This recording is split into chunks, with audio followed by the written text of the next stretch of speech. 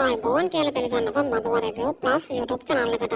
නිෂු පැල්පිටිය comment කරලා තියෙනවා කදාලිකා නිර්මිලාය කියන ෆිල්ම් එක අරගෙන එන්න කියලා. අනේක නිසා අද අපි ඔයාලා වෙනුවෙන් 2025 තිරගත වුණ කදානිකා නිර්මිලාය කියන ෆිල්ම් එක තමයි අරගෙන ආවෙලා තියෙන්නේ. ඉතින් ලස්සන අවසානයක් තියෙන මේ ෆිල්ම් එකේ අවසාන විනාඩිය වෙනකම්ම බලන්න එකතු වෙන්න කියලා ඔයගොල්ලෝ හැමෝටම ආරාධනා කරනවා. ඒ වගේම ඔයාලට අපි රිවිව් කරා නම් හොඳයි කියලා හිතන ෆිල්ම්ස් තියෙනවා නම් ඔන්න පහලින් ඔයා වෙනුවෙන්ම කමෙන්ට් සෙක්ෂන් එක තියෙනවා. එතන ගිහින් ඔයා බලන්න කැමතිම ෆිල්ම් එක වගේම අපේ රිවිව් එක ගැන ඔයාගේ අදහස අනිවාර්යෙන්ම කමෙන්ට් කරන්න කියලා මතක් කරනවා. එහෙම කමෙන්ට් කරලා වැඩිම ලයික් ගන්න කමෙන්ට් එකට අදාළ ෆිල්ම් එක ඔයාගේ නමත් එක්කම අපි අරගෙන එන්නත් බලාගෙන තමයි එන්නේ.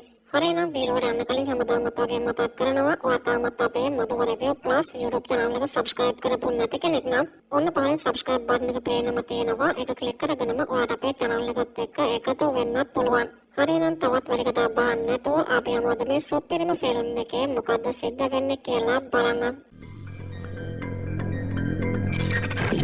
ෆිල්ම් එක පටන් ගන්නකොටම අපිට පෙන්නන්නේ ශ්‍රියා සහ කරන් දෙන්න IVF ප්‍රතිකාරයක් සඳහා රෝහලට එනවා. ඉතින් මේ ප්‍රතිකාරය සඳහා තියටරේ ඉන්න වෙලාවේ ශ්‍රියා කල්පනා කරනවා මම මේ ගත තීරණේ හරිද වැරදිද කියලා. කොහොම හරි එතන හිටපු නර්ස් කෙනෙක් ශ්‍රියාගේ අසල්වැසියෙක් වෙන නිසා එයා ශ්‍රියාගෙන් අහනවා ඔයා මේ තීරණය ගත්තේ හැම දෙයක්ම දැනගෙන නේද කියලා. කොහොම හරි මේ වෙලාවේ ડોක්ටර් එතෙන්ට ඇවිල්ලා ශ්‍රියාට අදාළ ප්‍රතිකාරය ආරම්භ කරනවා. කොහොම හරි ඊළඟට අපිට පෙන්වන්නේ මේ සිද්ධිය වෙන්න මාස 6කට කලින් කතාව. එයනුව අපිට පෙන්වන්නේ ශ්‍රියා එයාගේ අම්මයි තාත්තයි එක්ක ගෙදරට වෙලා කතා කර කර ඉන්නවා. ඉතින් මේ ශ්‍රියා කියන්නේ ආගෙඩෙක් කෙනෙක්. ඒ වගේම මේ ශ්‍රියාට කරන් එක්ක අවුරුදු 4ක ආදර සම්බන්ධයක් තියෙනවා. ඒක නිසා ඉතින් ඒ දෙන්නා ළඟදම කසාද බඳලා කැනඩාවට යන්න තමයි හිතාගෙන ඉන්නේ. හැබැයි ශ්‍රියාගේ අම්මා නම් කියන්නේ කසාද බඳින්න කලින් ශ්‍රියා සහ කරන් දෙන්න අරහෙමේ ඇවිදින එකට එයා කැමති නෑ කියලා. ශ්‍රියාට කොට එයාගේ අම්මට කියනවා මම තවදුරටත් කන්‍යාවක් නෙමෙයි කියලා. ඉතින් ඒ කතාවට අම්මට කේන්ති ගිහිල්ලා ශ්‍රියාට හොඳටම බනිනවා. ඊළඟට අපිට පෙන්වන්නේ ශ්‍රියා කරන්ට කියනවා අපි කසාද බඳපු ගමන්ම ළමයි හදන්න ඕනේ කියලා. ඒ වගේම එයාට PCOD තියෙන නිසා කසාද බඳපු ගමන්ම තවත් කාලේ අරින්නේ නැතුව ළමයි හදන්න ඕනේ කියලා තමයි කියන්නේ. ඉතින් මේ ශ්‍රියාගේ ඉල්ලීමට කරණොත් කැමති වෙනවා. ඊළඟට අපිට පෙන්වන්නේ මේ ෆිල්ම් එකේ තවත් වැදගත් චරිතයක් වන සිද්ධාර්ථව.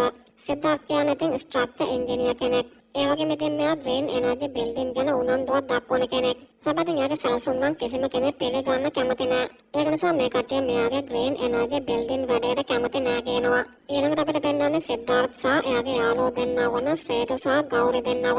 මෙතන සේතු කියන්නේ සමලිංගික කෙනෙක් වගේම එයා දරුවෙක් හදාගන්න ආසාවෙන් ඉන්න කෙනෙක්. ඒ වගේම ඉතින් ගෞරි කියන්නේ දැනටමත් පෞල් ජීවිතයක් ගත කරන කෙනෙක්. ඉතින් මේ සේතුට දරුවෙක් ලබා ගන්න තියෙන ආසාව නිසාම එයා එයාගේ ශුක්‍රාණු කැටි කරන්න තීරණය කරනවා. ඉතින් මේ වැඩේට ක්ලිනික් එකට යනකොට සේතු එයාගේ යාළුවෝ දෙන්නවත් එක්කගෙන තමයි යන්නේ. හැබැයි මේ වැඩේට සිද්ධාර්ථ වගේම ගෞරි දෙන්න කැමති නැති වුණා සේතු නම් කියන්නේ අපි හැමදේම එකට කරනවා නම් මේ දේත් අපි තුන්දෙනා එකටම කරමු කියලා. ඒ අනුව ඉතින් සේතු මේ දෙන්නව බලෙන්ම ක්ලිනික් එකට එක්කගෙන යනවා.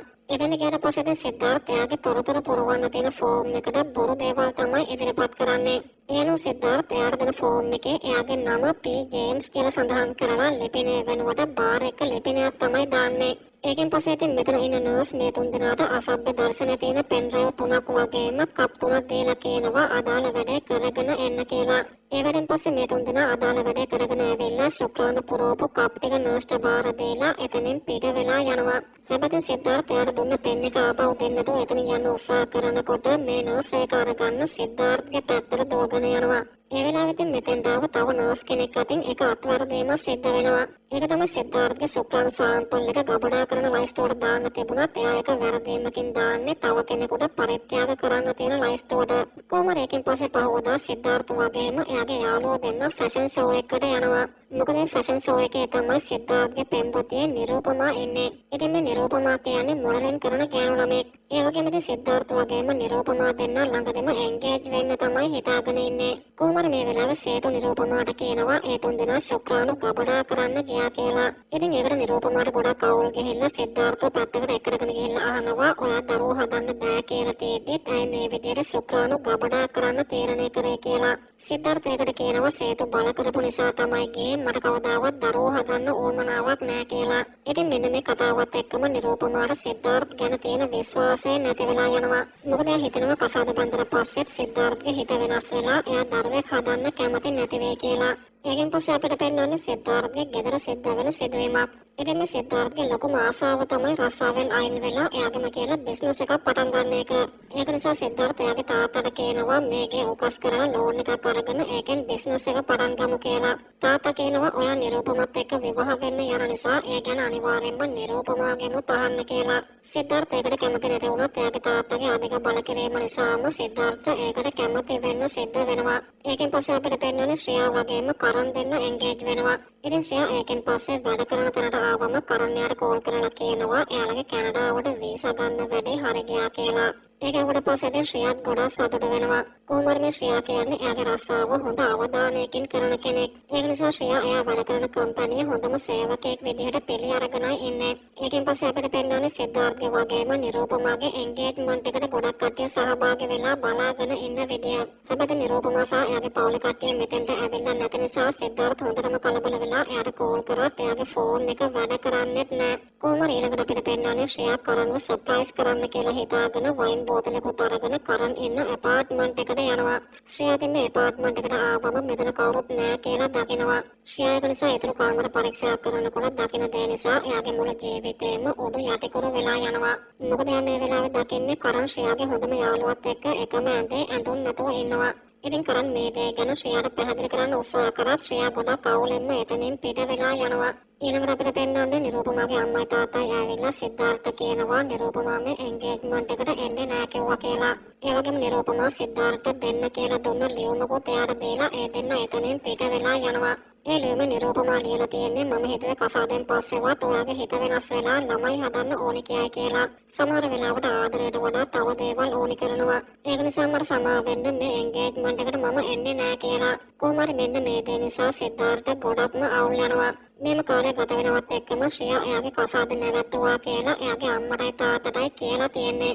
දැන් ඉතින් මේ වෙනකොට සිද්ධාර්ථ නිරූපමා වගේම ශ්‍රියාගේ කසාදෙන් නතර වෙලායි තියෙන්නේ. ශ්‍රියා ඒක නිසා කරන්නේ හුදකලාව කාමරයට වෙලා කාත් එක්කවත් කතා කරන්නේ නැතුව ඉන්න එක.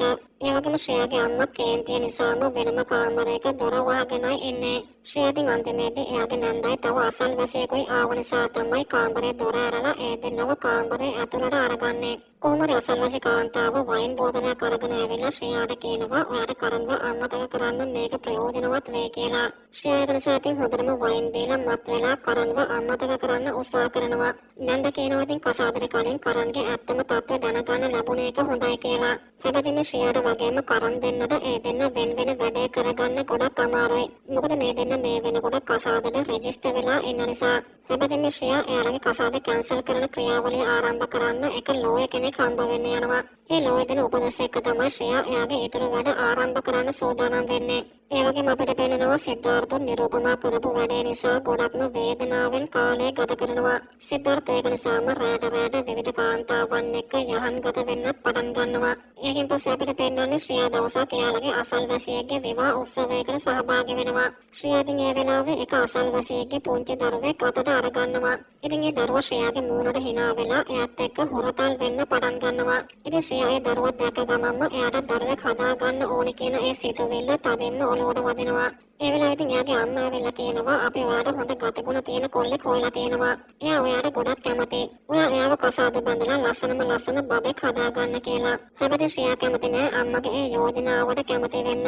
ඒකෙන් පස්සේ අපිට පෙන්වන්නේ ශ්‍රියා එයාගේ නන්දත් එක්ක කාමරයට වෙලා කතා කරනවා. ශ්‍රියා ඉතින් මේ වෙනකොට එයාගේ කසාද ගැන තීරණයක් අරගෙන තමයි ඉන්නේ. එයා ඉතින් නන්දට කියනවා මට කසාද බඳින්න ඕනේ නෑ. හැබැයි මට දරුවෙක් හදා ගන්න ඕනේ කියලා. ඉතින් මේ ශ්‍රියාගේ අදහස තමයි IVF ක්‍රියාවලිය මගින් පිරිමියෙක්ගේ සම්බන්ධයක් නැතුව ස්වේච්ඡාවෙන්ම දරුවෙක් උපද්දවන එක.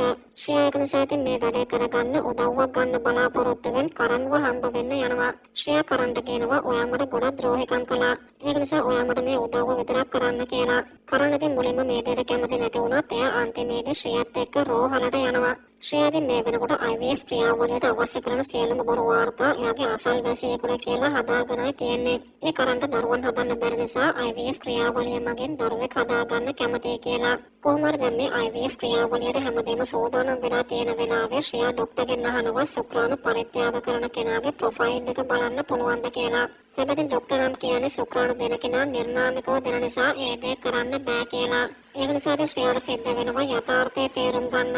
ඒ වගේම ඉතින් මේ අතරේ තවත් එක විශේෂ සිද්ධියක් සිද්ධ වෙනවා.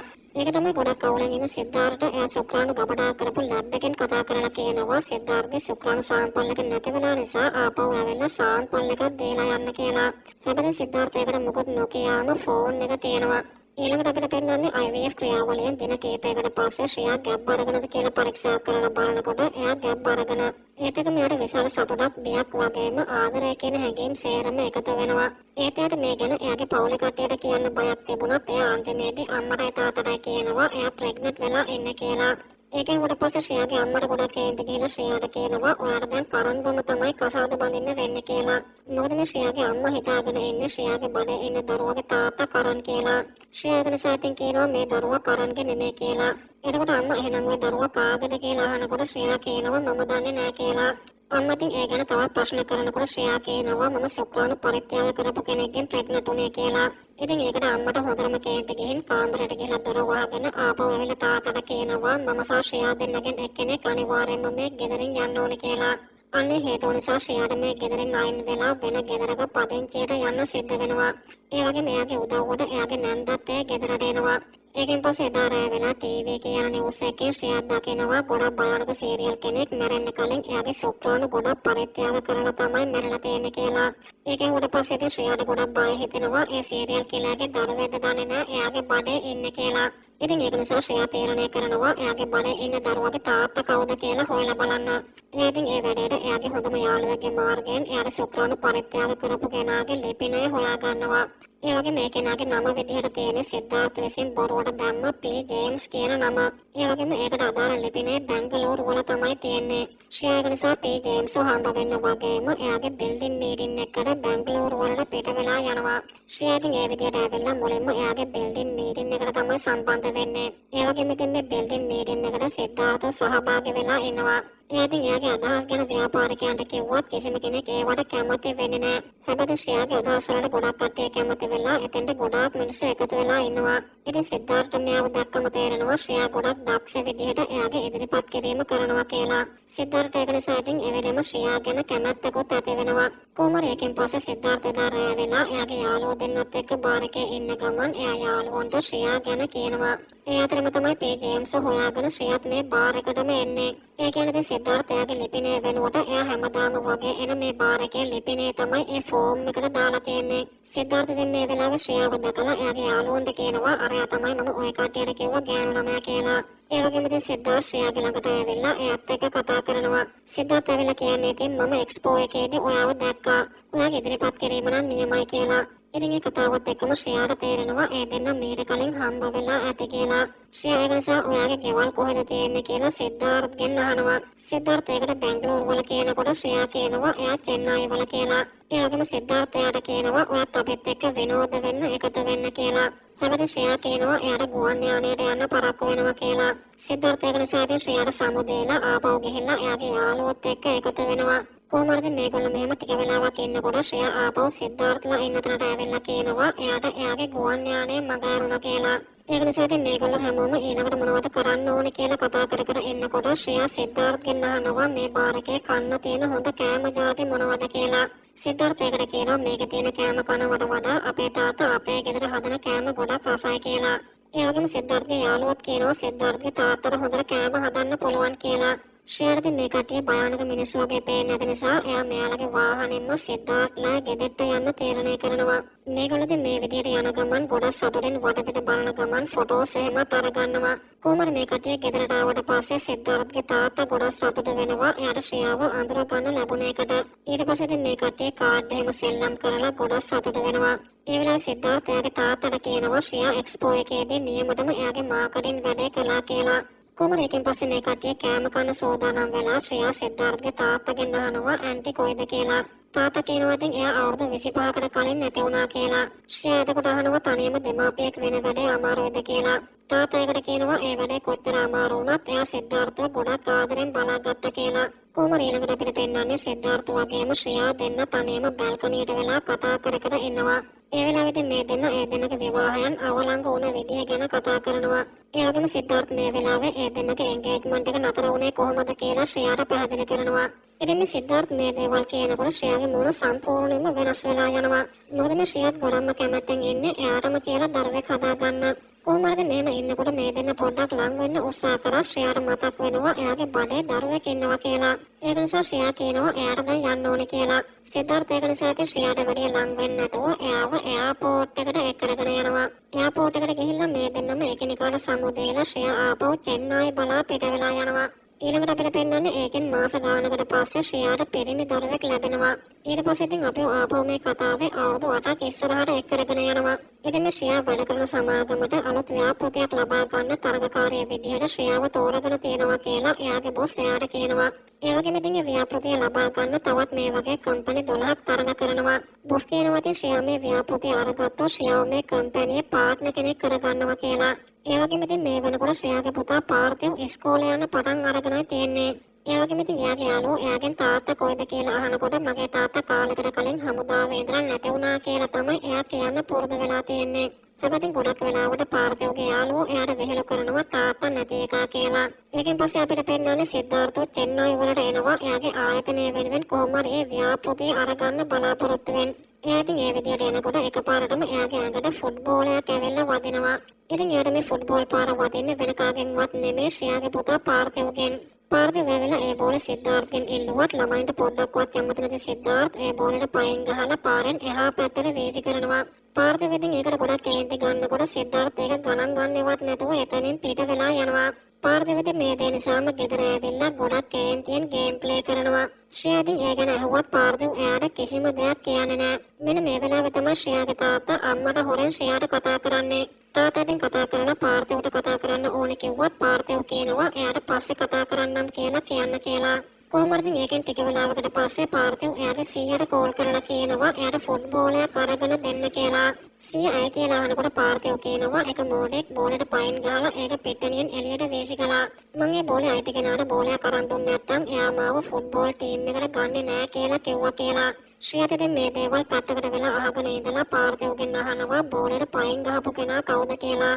පාර්ථිව් ඉතින් ඒ කෙනා ගැන විස්තර කිව්වම ශ්‍රේයා ඒ කෙනා කවුද කියලා බලන්න පහවදා පිට්ටනියට යනවා. සිද්ධාර්ථ ඉතින් ශ්‍රේයා ඇවිල්ලා කියලා දන්නේ නැතුව ආපහු පාර්ථිව්ගේ ළඟට ඇවිල්ලා එයාට වෙහෙළු කරන්න පටන් ගන්නවා. ඉතින් මේ සිද්ධාර්ථ නතර වෙලා ඉන්නේ ශ්‍රේයාලා ඉන්න ඇපාර්ට්මන්ට් එකට අල්ලපු ඇපාර්ට්මන්ට් එකේ.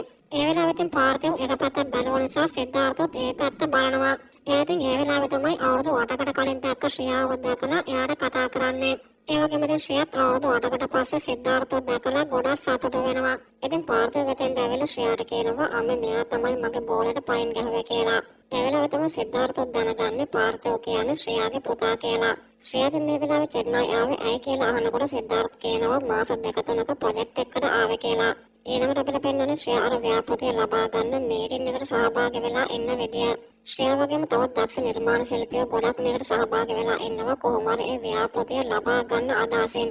ඉතින් මෙන්න මේ වෙලාවේ තමයි සිද්ධාර්ථත් මේ මීටින් එකට සහභාගී වෙන්නේ.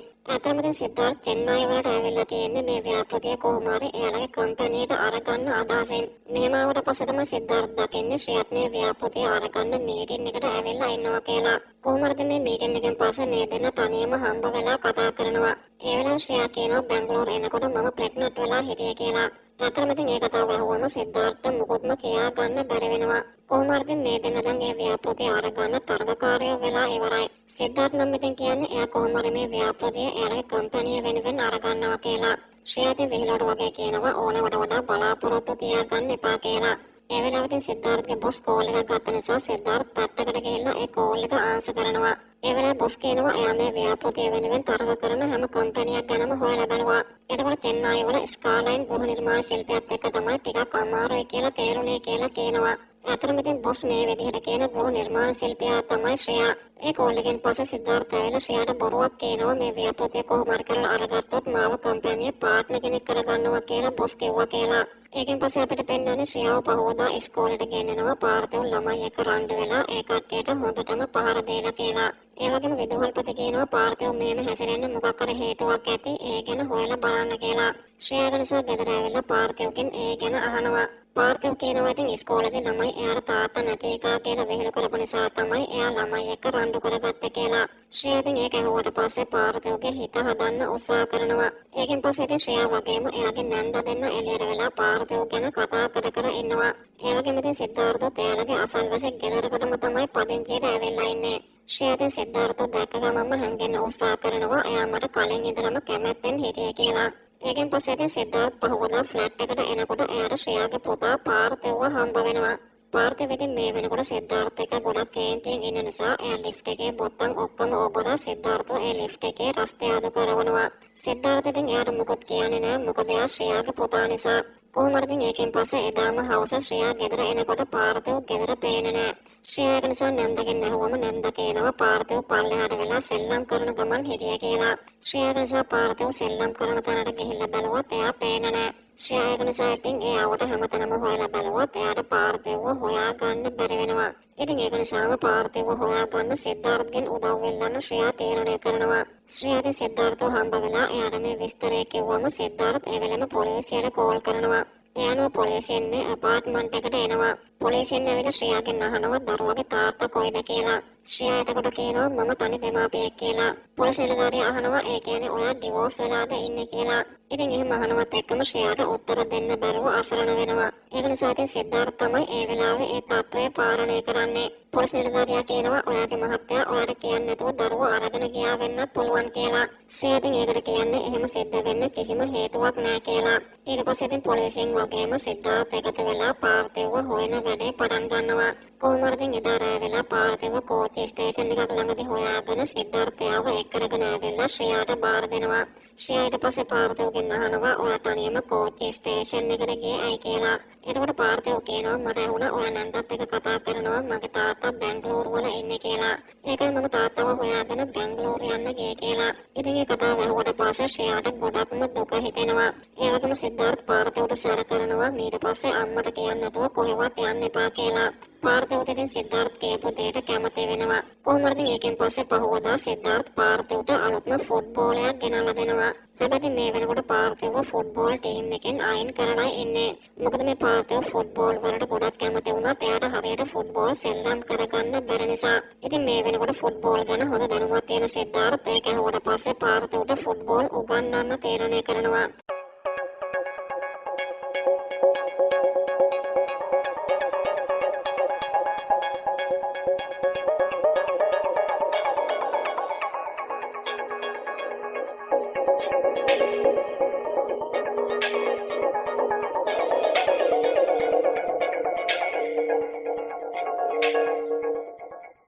ඉතින් ඒක නිසාම මේ දෙන්නගේ අතරේ හොඳ සම්බන්ධතාවයක් නිර්මාණය වෙනවා. ඒකෙන් පස්සේ ඉතින් එක දවසක් රෑ වෙලා ශ්‍රේයා ඉන්න තැනට සිද්ධාර්ථ ඇවිල්ලා එයාත් එක්ක කතා කරනවා. ඉතින් ඒ කතා බහ වෙලාවේ ශ්‍රේයා එයාගේ ඇත්තම තාත්තේ සිද්ධාර්ථට තේරුම් කරනවා. ශ්‍රේයා කියනවා පාර්ථිවගේ තාත්තා කවුද කියලා මම දන්නේ නැහැ. මොකද මම IVF ක්‍රමයෙන් තමයි පාර්ථිව මේ ලෝකෙට බිහි කළේ කියලා. එතකොට සිද්ධාර්ථ අහනවා එයාගේ තාත්තා කවුද කියලා හොයලා බලුවේ නැද්ද කියලා. ඒකට ශ්‍රේයා කියනවා අපි දෙන්න මුලින්ම හම්බ වුණ දවසේ මම ඒ කෙනාව හොයාගන්න උත්සාහ කරත් මට ඒ කෙනාව හොයාගන්න බැරි වුණා කියලා. ඒ වගේම ශ්‍රේයා කියනවා ගොඩක් කට්ටිය හිතාගෙන ඉන්නේ මගේ මහත්තයා නැති වෙලා කියලා. ඒක නිසා මම පාර්ථිවට බොරුවක් කිව්වා එයාගේ තාත්තා හමුදාවේදී මැරුණා කියලා. හැබැයි ඔයාව හම්බ වුණාට පස්සේ පාර්ථිවගේ හැසිරීම සම්පූර්ණයෙන්ම වෙනස් වෙලා කියනවා. ඒකෙන් පස්සේ පහුවදා ශ්‍රේයා එයාගේ ප්‍රොජෙක්ට් එකකට බැංගලෝර යන සෝදානම් වෙලා එයාගේ නන්දට කතා කරලා කියනවා පාර්ථිව හොඳට බලා ගන්න කියලා. ඒ වෙලාවෙ තමයි ශ්‍රේයා දකින්නේ එයාගේ නන්දට හොඳටම උණ කියලා. ඒ වෙලාවේ සිද්ධාර්ථත් මෙතෙන් ආවම නන්ද එයාට කියනවා මම කොහොම හරි පාර්ථිව බලා ගන්නම් ඔයා ශ්‍රේයාවත් එක්කරගෙන බැංගලෝර වලට යන්න කියලා. හැබැයි ශ්‍රේයා කැමති නෑ මේ තාත්තත් එක්ක ඉන්න නන්ද ගාව පාර්ථිව තනියම දාලා බැංගලෝර යන්න. ශ්‍රේයා ඒක නිසා කියනවා මම මේ ගමන යන්න නැතුව නවතිනවා කියලා. සිද්ධාර්ථ එතකොට කියනවා පාර්ථිවත් එක්කරගෙන මගේ වාහනේම අපි තුන්දෙනා බැංගලෝර යමු කියලා. ඉතින් ශ්‍රේයාත් ඒකට කැමති වෙලා මේ තුන්දෙනාම කාර් එකෙන් ගොඩක් සතුටින් බැංගලෝර යන්න පිටත් වෙනවා. මෙහෙම යනකොට ඉතින් සිද්ධාර්ථ වගේම ශ්‍රේයා දෙන්න ගොඩක්ම සමීපව තමයි ආශ්‍රය කරන්නේ. සිද්ධාර්ථ ඉතින් මුලින්ම මේ දෙන්නව එයාගේ ගෙදරට එක්කරගෙන යනවා. එයාගේ තාත්තාත් ඉතින් මේ දෙන්නව දැකලා ගොඩක් සතුටු වෙනවා. ඊට පස්සේ ඉතින් මේ දෙන්න එයාලගේ ප්‍රොජෙක්ට් එකේ වැඩ දිගටම කරගෙන යනවා. ඒ වගේම සිද්ධාර්ථගේ තාත්තයි පාර්ථිව දෙන්නයි ගොඩක්ම සතුටින් තමයි කාලය ගත කරන්නේ. මේ අතර එක දවසක මේගොල්ලෝ ගෙදර ඉන්න වෙලාවේ සිද්ධාර්ථගේ යාළුවා ගෞරි ඇවිල්ලා සිද්ධාර්ථ කතා කරනවා. ගෞරි ඉතින් සර්ප්‍රයිස් එකක් තියෙනවා කියලා නිරූපමාව එක්කරගෙන ඇවිල්ලා එයාව සිද්ධාර්ථට පෙන්නනවා. එයාව දැක්කට පස්සේ ඉතින් සිද්ධාර්ථගේ සතුට සම්පූර්ණයෙන්ම නැති වෙලා යනවා. මේ දෙකම ශ්‍රේයා ඇවිල්ලා කතා කරපු නිසා සිද්ධාර්ථ ශ්‍රේයාට නිරූපමාව පේන්නේ නැති වෙන්න දොරෙන් කවල් කරනවා. හැබැයි ඒ දේ වැඩක් වෙන්නේ නැහැ. මොකද මේ නිරූපමත් එයාලත් එක්කම කෑම කන්න එකතු වෙනවා. සිද්ධාර්ථ ඉතින් ඒ වෙලාවේ ශ්‍රේයාට නිරූපමාව අඳුන්වලා දෙන්නේ එයාගේ යාළුවෙක් කියලා. ඒ කතාවට ඉතින් නිරූපමාගේ හිත රිදුනත් එයා ඒක පිටට පෙන්වන්නේ නැහැ. ඒ වගේම ඉතින් මේ සිද්ධාර්ථගේ ඇස් දෙක තියෙන්නේ නිරූපමාගේ ළඟ නෙමෙයි ශ්‍රේයාගේ ළඟ. ඒකෙන් පස්සේ ඉතින් සිද්ධාර්ථ ගෞරවයට අනම්මනම් කියනවා මේ වගේ දෙයක් කරන්න කලින් එයාට කලින් කියන්න තිබ්බනේ කියලා. කොහොම හරි මේ දෙන්න මේ විදිහට කතා කරන වෙලාවේ නිරූපමා මෙතෙන්ට ආව නිසා ගෞරව එතනින් පිට වෙලා වෙන පැත්තකට යනවා. නිරූපමා වෙලා ඉතින් සිද්ධාර්ථගෙන් අහනවා අයි මාව ඔයාගේ යාළුවෙක් විදිහට ශ්‍රේයාට අඳුන්වලා දුන්නේ කියලා. සිද්ධාර්ථ කියනවා එහෙනම් මට කොහොමද ඔයා ගැන කියන්න කියලා. නිරූපමා කියනවා ඔයාගේ හිටපු පෙම්වතිය කියලා කියන්න තිබ්බනේ කියලා. ඒ වගේම ශ්‍රේයා කියන්නේ කවුද කියලා අහනකොට සිද්ධාර්ථ කියනවා එයා මගේ චෙන්නයි වල අසල්වැසියෙක්. මෙහි තියෙන වැඩපොළ බලන්නයි බැංගලෝර ආවේ. ඒ වැඩේ දැන් ඉවර නිසා අපි තීරණය කරා ආපහු චෙන්නයි යන්න කියලා. නිරූපමා එතකොට කියනවා මට චෙන්නයි වල වැඩක් තියෙනවා. ඔයාලත් එක්කම මටත් යන්න පුළුවන්ද කියලා. සිද්ධාර්ථ ඉතින් ඒකට විරුද්ධ වෙන්නේ නැතුව පුළුවන් කියලා කියනවා. ඒ අතර අපිට පෙන්වන්නේ සිද්ධාර්ථගේ තාත්තා පාර්ථිවට කියනවා ඔයා නිවාඩු කාලෙට මෙහෙට එන්න මම ඔයාට ෆුට්බෝල් ගහන විදිය කියලා දෙන්නම් කියලා. ඒ වගේම සිද්ධාර්ථ ශ්‍රේයාට කියනවා නිරූපමාට චෙන්නයි වල වැඩ වගේක් තියෙනවා කියලා. එයාත් අපිත් එක්ක යන්න එනවා කියලා. ශ්‍රේයා කියනවා ඉතින් වාහනේත් ඔයාගේ පෙම්වතියත් ඔයාගේ නිසා ඔයාගේ කැමැත්තක් කරන්න කියලා. සිද්ධාර්ථ ඉතින් ඒක එහෙම නෙමෙයි කියලා කියන්න හැදුවා. ශ්‍රේයා ඒක අහන්න නැතුව වාහනේට යනවා. අනුපමා ඉතින් ඉස්සරහා සීට් එකේම තමයි ඇවිල්ලා වාඩි වෙන්නේ. මේගොල්ලෝ ඉතින් මේ විදිහට යන ගමන් ඉන්නකොට සිද්ධාර්ථ අනුපමාගෙන් අහනවා ඔයා නවතින්න මොන හෝටලේද බුක් කරේ කියලා. අනුපමා කියනවා තාම බුක් කරේ නෑ මම ඔයත් එක්ක ඉන්න තමයි තීරණය කළේ කියලා. ඉතින් ඒ කතාව ශ්‍රේයාට ඇහුනම එයාට ගොඩක් අවුල් වෙනවා. මොකද මේ ශ්‍රේයාත් කිව්වේ නැති වුණාට එයා සිද්ධාර්ථට හිතෙන් ගොඩක් ආදරය කරනවා. කොහොම හරි ඒකෙන් පස්සේ මේ දෙන්න චෙන්නයි වල තියෙන සිද්ධාර්ථගේ ඇපාර්ට්මන්ට් එකට ආවම අනුපමා එකපාරටම සිද්ධාර්ථ බදා ගන්නවා. ඒ වෙලාවෙම තමයි පාර්ථිවගේ බෑග් එක අමතක වුණා කියලා ශ්‍රේයාත් මේ රූම් එකටම එන්නේ. මේක දැක ශ්‍රේයා ඉතින් බෑග් එක අරගෙනම ගොඩක් අවුලෙන් තමයි එතනින් පිට වෙලා යන්නේ. ඒ වගේම ඉතින් නිරූපමා මේ වෙලාවේ ඒ දෙන්නගේ එන්ගේජ්මන්ට් එකට ආවේ නැති එකට සිද්ධාර්ථගෙන් සමාව ඉල්ලනවා. ඒ වගේම එයා කියනවා මම හැමදාම ඔයාට ආදරය කරා. මට ඕනි ඔයාට තව පාරක් ආදරය කරන්න කියලා. කොහොම හරි ඒකෙන් පස්සේ අපිට පෙන්වන්නේ පහවදා පාර්ථිව ඇවිල්ලා සිද්ධාර්ථට කියනවා එයා ඉස්කෝලේ ෆුට්බෝල් ටීම් එකට තේරුණා කියලා. ඒකෙන් උඩ පස්සේ ඉතින් සිද්ධාර්ථ ගොඩක් සතුටු වෙලා මේ දෙන්නම නටනවා. ඒ වගේම ඉතින් පාර්ථිව හිටමගේ උපන්දින පාටේට ඔයා අනිවාර්යෙන්ම එන්න කියලා එතනින් පිට වෙලා යනවා. ඊළඟට අපිට පෙන්වන්නේ මේගොල්ලන්ගේ ව්‍යාපෘති මීටින් එක. මේ වෙනකොට ඉතින් ශ්‍රේයා සිද්ධාර්ථ වගේම තව එක්කෙනෙක් තමයි ඒ ව්‍යාපෘතිය අරගන්න තරඟ කරන්නේ. ප්‍රධානියා කියනවා ඉතින් ඔයාලගේ සංශෝධිත පිරිවැය පැය 48ක් ඇතුළත ඉදිරිපත් කරන්න කියලා. ඒක සලකා බලලා මේ ව්‍යාපෘතිය දෙන්නේ කාටද කියලා අපි තීරණය කරනවා කියලා. සිද්ධාර්ථ ඉතින් මේ වෙලාවේ ශ්‍රේයාගේ දිහා බැලුවා. ශ්‍රේයා සිද්ධාර්ථගේ දිහා බලන්නේවත් නැහැ. සිද්ධාර්ථ ඒක නිසා මීටින් එකෙන් පස්සේ ශ්‍රේයාගෙන් අහනවා අයි ඔයා මට හතුරෙකුට වගේ සලකන්නේ කියලා. ශ්‍රේයා ඉතින් ඒකට මට පුංචි ඔලුව කැක්කුමක් තියෙනවා කියලා ඒ කතාව මගහරිනවා. ඒ වගේම ශ්‍රේයා පාර්ථිවගේ උපන්දින පාර්ටියට සිද්ධාර්ථගේ පෙම්වතියත් එක්ක අරගෙන එන්න කියලා කියනවා. සිද්ධාර්ථ මගේ පෙම්වතිය නෙමෙයි හිටපු පෙම්වතිය කියලා එතනින් පිට වෙලා යනවා. ඒකෙන් පස්සේ අපිට පෙන්නන්නේ සිද්ධාර්ථ පාර්ථිවට ෆුට්බෝල් උගන්වන තැනට ශ්‍රේයා එනවා. ඒ වගේම ඉතින් එතනම එහා පැත්තෙන් අනුපමත් ඉන්නවා. ශ්‍රේයා ඉතින් මේ වෙලාවේ සිද්ධාර්ථ ස්තුති කරනවා ඔයා නිසා තමයි පාර්ථිව ෆුට්බෝල් කණ්ඩායමට තේරුණේ කියලා. කොහොම හරි ඒකෙන් පස්සේ ශ්‍රේයා පාර්ථිව එක්ක අරගෙන එතනින් පිට වෙලා යනවා. ඒ වගේම සිද්ධාර්ථත් ඒ දෙන්න යන දිහා බලාගෙන ඉන්න විදිය අනුපමා දකිනවා. කොහොම හරි ඒකෙන් පස්සේ පහවදා අනුපමා සිද්ධාර්ථගෙන් අහනවා අපි දෙන්න එළියට යමුද කියලා. සිද්ධාර්ථ කියනවා අද පාර්ථිවගේ උපන්දිනය නිසා අපි දෙන්නටම එන්න කිව්වා කියලා. නිරූපමා එතකොට කියනවා මම හෙට යනවා. මම මෙහෙට ආවත් හරි ඔයා මගෙත් එක්ක කාලය ගත කරේ නෑ. අපිට යට විශ් කරලා එළියට යන්න බැරිද කියලා. සිද්ධාර්ථ කියනවා මම යට එනවා කියලා පොරොන්දු වුණා. ඒක නිසා බෑ කියලා. එතකොට අනුපමා අහනවා ඔයා ශ්‍රේයාට කැමති නේද කියලා. සිද්ධාර්ථ ඉතින් ඒ කතාවට උත්තරයක් දෙන්න බැරුව හිර වෙනවා. ඒ වෙලාවේ අපිට පේනවා පාර්ථිවගේ උපන්දින පාටිය පටන් අරගෙන ශ්‍රේයා නොයවසිල්ලෙන් බලාගෙන ඉන්නවා සිද්ධාර්ථ එතෙන්ට එනකල්. මේ අතරේ අනුපමා සිද්ධාර්ථගෙන් අහනවා ඔයා ළමයින්ට කැමති නැතුව එද්දිත් ඔයා කොහොමද ශ්‍රේයාට කැමති වුණේ කියලා. ඒවට ඉතින් දෙන්න උත්තර සිද්ධාර්ථගේ ළඟ නෑ. අනුපමා කියනවා ඔයා ශ්‍රේයත් එක්ක හැසිරෙන විදියෙන් වගේම පාර්ථිව එක්ක සතුටින් ඉන්න විදියෙන් ඔයා ශ්‍රේයට ආදරය කරනවා ඔයා දන්නේ නැති වුණාට කියලා. කොහොම හරි ඉතින් ඒ කතාව කියනවා එදාම මෙහෙන් පිට වෙලා බැංගලෝර වලට යනවා. එයා ගියාට පස්සේ සිද්ධාර්ථගේ බොස් එයාට කතා කරලා කියනවා අර ව්‍යාපෘතිය අපේ අතට අරගන්න පුළුවන්. විශ්වමිත්‍රගේ උපසභාපති මගේ යාළුවෙක් නිසා අපේ තරගකරුවන්ගේ මිල ගණන් මට අරගන්න පුළුවන් වුණා. මම ඔයාට ඒක මේල් කරා. ඔයා ඒක අපිට වාසි වෙන විදියට වෙනස් කරලා ඒ කට්ටියට යවන්න කියලා. කොහොම හරි සිද්ධාර්ථ ඒකෙන් පස්සේ සුපිරි වීරයෙක්ගේ ඇඳුමක් ඇඳගෙන පාර්ථිවගේ උපන්දින පාර්ටියට එකතු වෙනවා. ඉතින් එයාව දැක්ක පාර්ථිව වගේම ශ්‍රේයා දෙන්න ගොඩක් සතුටු වෙනවා. ඒ පාටිය වෙලාව ශ්‍රේයාගේ නන්දත් එයාට කියනවා ඔයාට හරියනම කෙනා සිද්ධාර්ථ. ඒක නිසා එයාට පුංචි chance එකක් දීලා බලන්න කියලා. ඉතින් ඒ කතාවත් හිතේ තියාගෙනම ශ්‍රේයා ගිහිල්ලා සිද්ධාර්ථගෙන් අහනවා ඔයාගේ හිටපු පෙම්වතිය ආවේ නැද්ද කියලා. සිද්ධාර්ථ කියනවා එයා අද මෙහෙන් පිට වෙලා ගියා කියලා. ඒ වගේම සිද්ධාර්ථ අහනවා එයාට මේ ඇඳුම ගලව ගන්න වොෂ්රූම් එක පාවිච්චි කරන්න පුළුවන්ද කියලා. ශ්‍රේයා ඉතින් මගේ වොෂ්රූම් එක පාවිච්චි කරන්න කියලා එයාගේ කාමරයේ තියෙන තැන පෙන්නනවා. සිද්ධාර්ථ ඒක නිසා ඉතින් ශ්‍රේයාගේ කාමරයට ගියාම දකිනවා ශ්‍රේයාගේ පාර්ථිවගේ පරණ පින්තූරයක් මේසයක් උඩ තියෙනවා. එයා ඉතින් ඒක අතට අරගෙන බලනකොට ඒක ඇතුලේ තිබෙන පුංචි කොළ කෑල්ලක් ශ්‍රේයාගේ ලැප් එක උඩට වැටෙනවා. සිද්ධාර්ථ ඉතින් ඒක අරගන්නකොටම ලැප් එක ඕන් වෙලා ශ්‍රේයාගේ ව්‍යාපෘතියේ මිල ගණන් දකිනවා. සිද්ධාර්ථ ඉතින් ඒක තව ටිකක් පරීක්ෂා කරනකොට එකපාරටම ශ්‍රේයා එතනට එනවා. ශ්‍රේයා ඉතින් සිද්ධාර්ථ මෙහෙට ඇවිල්ලා තියෙන්නේ එයාගේ ව්‍යාපෘති විස්තර ගන්න කියලා හිතලා එයා සිද්ධාර්ථට දොස් කියනවා. සිද්ධාර්ථ ඉතින් එහෙම නෑ කියලා කියන්න උත්සාහ කරා ශ්‍රේයා ඒක පිළිගන්නේ නැතුව සිද්ධාර්ථ එයාගේ ගෙදරින් යන්න කියලා කියනවා. කොහොම හරි මේ සිද්ධියෙන් පස්සේ ඒ අදාළ ව්‍යාපෘතිය අරගන්න ශ්‍රේයාගේ කම්පැනියට පුළුවන් වෙනවා. ඒ වගේම එයාගේ බොස් එයාට කියනවා බැංගලෝර වල කෙනා අන්තිම මොහොතේ මේකෙන් එල්ලා අස් වෙලා කියලා. ඒකෙන් උඩ පස්සේ ඉතින් ශ්‍රේයාට ගොඩක් අවුල් වෙනවා. සිද්ධාර්ථ ඒකෙන් පස්සේ බැංගලෝර ගියාම එයාගේ බොස් එයාට හොඳටම බනිනවා අපේ අතේ තිබ්බ ව්‍යාපෘතිය එකපාරටම අතෑරලා දැම්මේ ඇයි කියලා. සිද්ධාර්ථ ඉතින් ඒ වෙලාවේ කරන්නේ එයාගේ ID එක බාර දීලා ඒ රස්සාවෙන් එල්ලා අස් වෙන එක. මේකෙන් පස්සේ ඉතින් පාර්ථිව වගේම ශ්‍රේයා දෙන්න සිද්ධාර්ථගේ ෆ්ලැට් එක දිහා බලාගෙන ගොඩක් දුක් වෙනවා. ඒ වගේම ඉතින් මේ විදිහට කාලය ගත වෙලා යනකොට එක දවසක් පාර්ථිව ආපහු අතුරුදහන් වෙනවා. ශ්‍රේයා ඉතින් කොච්චර පාර්ථිව හොයාගන්න උත්සාහ කරත් එයාලට පාර්ථිව හොයාගන්න බැරි වෙනවා. ඉතින් පාර්ථිව අතුරුදහන් වෙලා කියලා දැනගත්තම ශ්‍රේයාගේ අම්මයි තාත්තයි දෙන්න අවුරුදු 8කට පස්සේ ශ්‍රේයාව හොයාගෙන එනවා. ඒ විදිහට ඇවිල්ලා අම්මා ශ්‍රේයාගෙන් සමාව ගන්නවා ශ්‍රේයාව ගෙදරින් එළවපු එකට. ඊට පස්සේ ඉතින් ශ්‍රේයා සහ එයාගේ අම්මයි තාත්තයි දෙන්න ආපහු හොඳ වෙනවා. දැන් ඉතින් මේ කට්ටියට තියෙන ලොකුම ප්‍රශ්නේ තමයි කොහොම හරි කරලා පාර්ථිව හොයාගන්න එක.